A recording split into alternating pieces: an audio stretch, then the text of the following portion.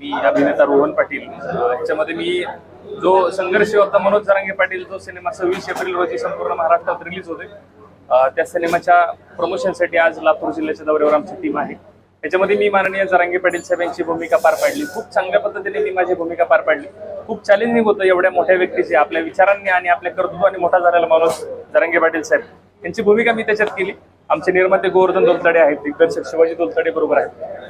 खूप चांगला सिनेमा झाला, राज्याला एक प्रेरणा देणारा सिनेमा आहे। एक संघर्ष काय असतो हा शिकवणारा सिनेमा आहे। एक सर्वसामान्य माणूस जर संघर्ष करत असेल तर तो माणूस कुठं जाऊ शकतो हे दाखवणारा तो सिनेमा आहे। आणि जरांगे पाटलांचं आम्ही सगळीकडे सांगतोय की आपण महाराष्ट्र फक्त त्यांचं यश बघतोय, पण आम्ही आमच्या बाजूने जरांगे पाटलांचं यश नाही तर जरांगे पाटलाचा संघर्ष पुढे आणणार आहेत की हा माणूस यशस्वी कसा झाला हे ह्या सिनेमात खूप चांगल्या पद्धतीने दाखवण्याचा प्रयत्न केलाय।